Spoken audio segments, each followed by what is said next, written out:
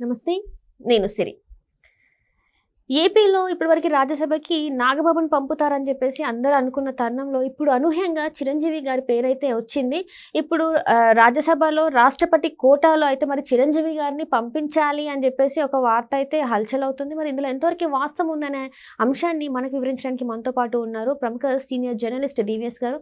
నమస్కారం సార్. నమస్తే సార్, ఇప్పుడు చూస్తుంటే నిన్న మొన్నటి దాకా హల్చల్ అయిన పేరు రాజ్యసభకి వెళ్ళేది నాగబాబు గారు అని చెప్పేసి, కానీ ఇప్పుడు అనూహ్యంగా చిరంజీవి గారి పేరు వినిపిస్తుంది. మరి నిజంగా చిరంజీవి గారిని పంపించే అవకాశం ఉంది? ఎందుకంటే గతంలో ప్రజారాజ్యం పార్టీ పెట్టిన తర్వాత దాన్ని మళ్ళీ కాంగ్రెస్లో విలీనం చేసిన తర్వాత ఇంతవరకు తను రాజకీయాలకి దూరంగా ఉంటూనే వస్తున్నారు. మరి ఇప్పుడు వెళ్ళే అవకాశం ఉందా లేదా సార్? అసలు చిరంజీవి రాజ్యసభ అనేది అది ఆయన కొత్త కాదు. ఆయన ఆల్రెడీ రాజ్యసభలో పనిచేశారు, కేంద్ర మంత్రిగా కూడా పనిచేశారు. అదే ప్రజారాజ్యం పార్టీ కాంగ్రెస్లో కలిపిన తర్వాత ఆయన మన్మోహన్ సింగ్ క్యాబినెట్లో ఆయన మంత్రిగా పనిచేశారు. రాజ్యసభ కూడా 6 ఏళ్ళు చేసిన దీంట్లో ఇప్పుడు మళ్ళా రాజ్యసభకి ఎంపిక అవుతారా? జనరల్గా ఏంటి, ఆయనకు రాజ్యసభకి వెళ్ళడానికి అన్ని అర్హతలు ఉన్నాయి. మనకి వివిధ రంగాలలో నిష్ణాతులను కొంతమందిని రాజ్యసభకి రాష్ట్రపతి నేరుగా నామినేట్ చేస్తారు. సచిన్ టెండూల్కర్, లతా మంగేష్కర్ ఇలాంటి వాళ్ళు మనం చూసాము.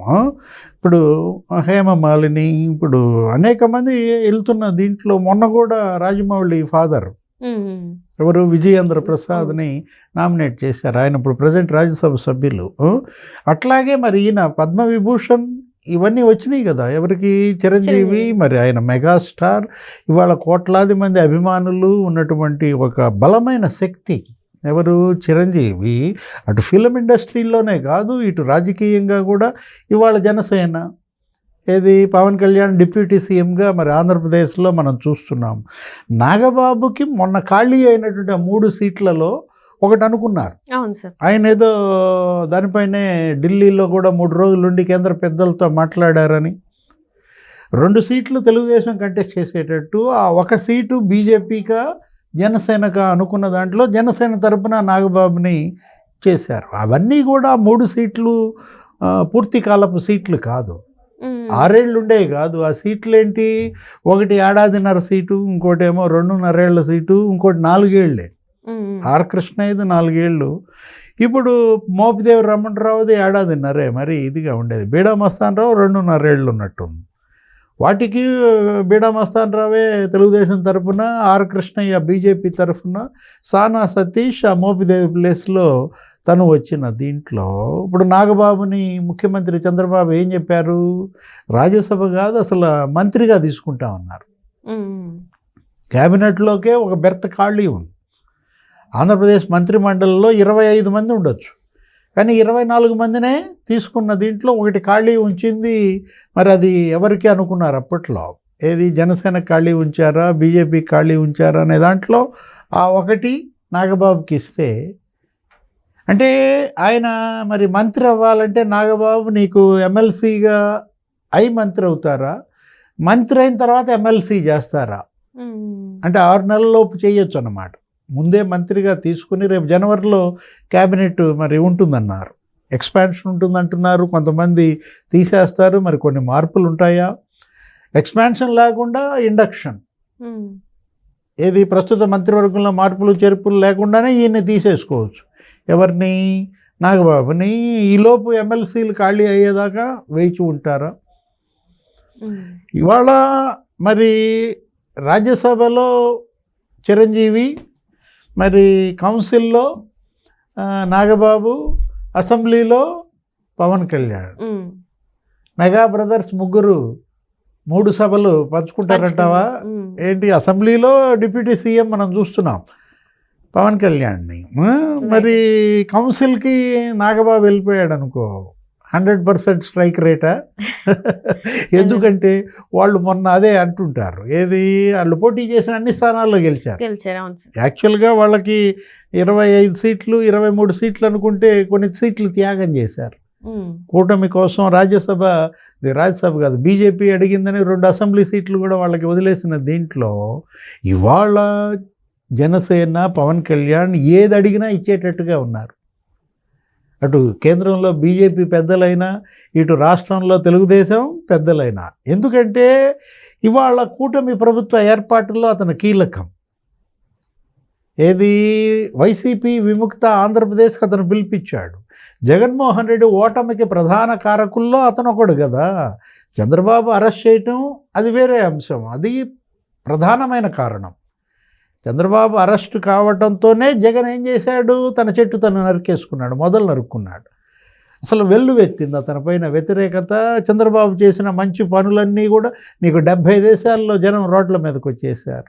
ఆ రోజు ములాఖత్కి వెళ్తేనే కదా ఇది పవన్ కళ్యాణ్ ఆపేయడం, రోడ్డు గడ్డంగా పడుకోవడం, ఆ జైలుకి వెళ్ళి ములాఖత్కి వెళ్ళడం, ఆ ములాఖత్లోనే ప్రకటించేశాడు ఏది జగన్ రోగం ఇట ఉదుర్చాలి అన్నట్టుగా. అటు బాలకృష్ణ, ఇటు లోకేష్, మరి పవన్ కళ్యాణ్. తను అప్పుడు అసలు బీజేపీతో మాట్లాడలేదు, బీజేపీని అడగకుండానే పొత్తు ప్రకటించేశాడు. అప్పుడు బీజేపీ చంద్రబాబు కలుస్తారా లేదా అనే అనుమానాలు ఉండేవి. జగన్ ఏదో బీజేపీకి బాగా దగ్గరయ్యాడు, మోడీకిను బాబుకి మధ్య దూరం పెరిగిందనే దాంట్లో బీజేపీ కూడా కూటమిలోకి రావడంలో ప్రధాన పాత్ర పవన్ కళ్యాణ్దే. అంటే జగన్ ఓటమిలో ప్రధాన పాత్ర, ఈ కూటమి ఏర్పాటులో ప్రధాన పాత్ర. మరి అతను సెలబ్రిటీగా నీకు అనేక రాష్ట్రాల్లో అతన్ని ఉపయోగించుకుంటున్నారు. మొన్న కూడా వెళ్ళాడు కదా మహారాష్ట్ర ఎన్నికల్లో ప్రచారానికి ఉపయోగించుకున్నారు. మళ్ళీ రేపు కర్ణాటక ఎన్నికలో, ఇంకా తమిళనాడు ఎన్నికల్లో. ఇవాళ వాళ్ళు ఏంటి, సాధారణ స్టేట్స్లో నీకు సెలబ్రిటీస్ అన్నదమ్ములు. ఇప్పుడు రేపొద్దున చిరంజీవికి రాజ్యసభ ఇచ్చినా కూడా అదే కదా. అంటే నీకు అసలు ప్రమాణ స్వీకారం రోజే నీకు అది కనపడింది. ముఖ్యమంత్రిగా చంద్రబాబు ప్రమాణ స్వీకారం రోజు అప్పుడు ఆ రోజు వచ్చారు కదా, ప్రధాని మోడీ సమక్షంలో జరిగింది. ఆ సమక్షంలో జరిగినప్పుడు ప్రధాని మోడీ ప్రమాణ స్వీకారం కాగానే ఏం చేశాడు, చిరంజీవి గారి చేతిలో పవన్ కళ్యాణ్ గారి చేతులు ఇద్దరు పట్టుకొని పైకి లేపడం. అంటే పవన్ కళ్యాణ్ దగ్గరికి వెళ్ళి ఏడు మెన్నా అని అడిగాడు. మా అన్న ఎక్కడో వెనకాల ఉన్నాడు అంటే పిల్లు అని చెప్పి చిరంజీవిని ముందుకు లాగి మరి ఇద్దరు అన్నదమ్ముల మధ్య మోడీ అసలు మెగా ఫ్యామిలీ మెంబర్ అయిపోయాడు. ఇవాళ మెగా ఫ్యామిలీలో పెద్దన్న మోడీ అన్న దీంట్లో మరి చిరంజీవి రాజ్యసభకి వెళ్తాడా లేదా కొద్ది రోజుల్లో తేలిపోతుంది. అంటే అట్లానే ఇప్పుడు చూసుకున్నట్టయితే సార్, ఇప్పుడు ఈ కొన్ని గంటల ముందు ఏంటంటే అల్లు అర్జున్ గారు కూడా రాజకీయాల్లోకి వస్తున్నారు. ఏమంటారు, రాజకీయ వ్యూహకర్త ఎవరైతే ప్రశాంత్ కిషోర్ ఉన్నారో ఆయనను కలిశారు అని చెప్పేసి ఒక వార్త అయితే బయటకు వచ్చింది సార్. మరి ఇప్పుడు దీన్ని ఎట్లా చూడాలంటారు? మరి ఇప్పుడు మెగా ఫ్యామిలీ ఇది వచ్చేసింది, ఇప్పుడు మరి ఇది అల్లు ఫ్యామిలీ అసలు ఏంటి, అసలు ఈ వార్తలో ఇది ఎంతవరకు వాస్తవం ఉందంటారు సార్? కూరలో కరేపాక నువ్వు తాలింపు వేస్తున్నావు అన్నమాట. ఇప్పుడు ఇవాళ అల్లు అర్జున్ ఏంటి, తనకి ఇప్పుడు చిరంజీవి మేనల్లుడుగానే కదా అతనికి ఉన్నటువంటి చరిష్మా, అతనికి ఉన్నది. ఇవాళ నువ్వు రూట్స్ అదే కదా. అతనే గతంలో చెప్పాడు అనేక సందర్భాల్లో, చిరంజీవి డ్యాన్స్, చిరంజీవిని చిన్నప్పుడు చూసి పెరిగినాళ్లే కదా ఆయన హీరోగా, ఆయన నటన, అతని ఫైట్స్, ఒక స్పీడ్ యుగానికి ఆద్యుడు చిరంజీవి. గతంలో మనకి తెలుగు చలనచిత్ర పరిశ్రమకి రెండే కళ్ళు, ఏది ఎన్టీఆర్, ఏఎన్ఆర్. ఎన్టీఆర్ ఆయన అసలు ఆ బాడీ అది ఆయనేంటి, అటు పౌరాణిక పాత్రలు, ఇటు జానపదం, అటు సాంఘికం, అటు చారిత్రాత్మకం ఆయన పోషించని పాత్ర లేదు. ఎవరు, ఎన్టీఆర్ అగ్ర నటుడుగా.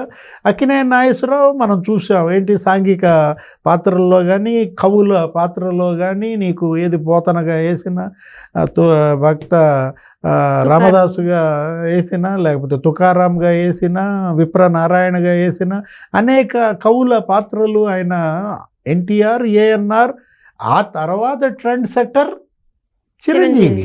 ఇవాళ చిరంజీవి తెలుగు సినీ ఇండస్ట్రీకి మూడో కన్ను అన్నమాట. ఇవాళ వాళ్ళిద్దరితో సమానంగా అగ్ర నటుడిగా మారిన చిరంజీవి వీళ్ళందరికీ స్ఫూర్తి. ఇవాళ ఆయన కుటుంబం నుంచి 10 మంది వచ్చారు. హీరోలు ఒకళ్ళ ఇద్దర, కొడుకు రామ్ చరణ్ తేజ, లేకపోతే బన్నీ, లేకపోతే బన్నీ తమ్ముడు కూడా వచ్చినట్టున్నాడు. అసలు నాగబాబు కొడుకులు ఉన్నారు, వరుణ్ తేజ్, ఆయన అసలు మేనల్లుళ్ళు ఉన్నారు. ఎవరు? చిరంజీవి, ఇంకా సాయి ధరమ్ తేజ్, పవన్ కళ్యాణ్, రేపు అసలు అకీరా వస్తాడంటున్నారు. ఇప్పుడు ఈ కుటుంబంలో ఇక నీకు 11 మంది క్రికెట్ ఆడినట్టుగా వీళ్ళు ఇక ఫిల్మ్ ఇండస్ట్రీలో క్రికెట్ ఆడుకోవటం.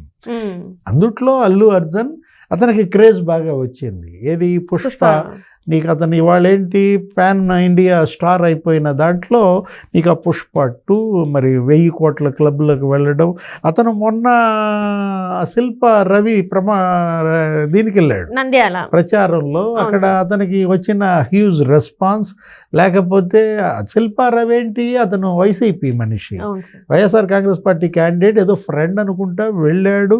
అతనికి ఏదో ఓట్లు పడతాయి అన్నట్టుగా అంటే మెగా ఫ్యాన్స్ తన ఓట్లు తెచ్చుకోవడం కోసం అది వర్కౌట్ అయినట్టు లేదు. కాకపోతే కేసు పడ్డది అనుకుంటా అతని పైన. ఆ కేసు ఏదో కొట్టేశారు. నిన్న ఇంకో కేసు ఇక్కడ పడినట్టుంది అల్లు అర్జున్ పైన. ఏది? పుష్ప 2 రిలీజ్ అప్పుడు ఆ తొక్కిసలాట, ఆ స్టాంపేడ్లో ఆ అమ్మాయి చనిపోయింది, రేవతి చనిపోవటం. సరే, ఆ కుటుంబానికి ఏదో 25 లక్షలు ఇచ్చాడు. ఏదైనా అంటే అక్కడ ప్రొసెషన్, ఇక్కడ ప్రొసెషన్. అది బ్రేక్ఫాస్ట్ అన్నారు, ఇదేమో ప్రివ్యూ అన్నారు. ఏది? Benefit show. ఇప్పుడు మొత్తానికి తను టెస్టింగ్గా లిట్మస్ టెస్ట్ చేసుకుంటున్నాడా?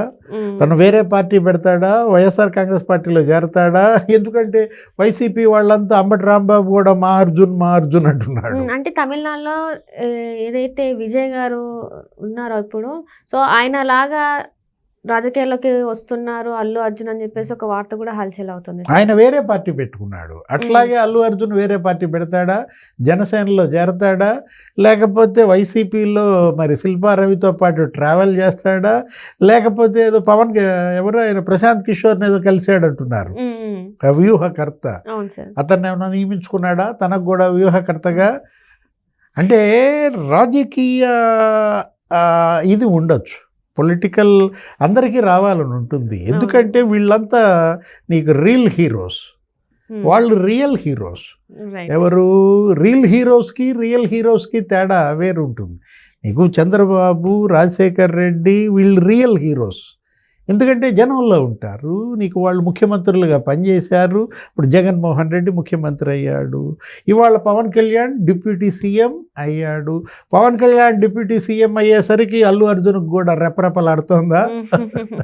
అది అందరికీ ఉండొచ్చు కానీ కొందరికే అది సాధ్యం.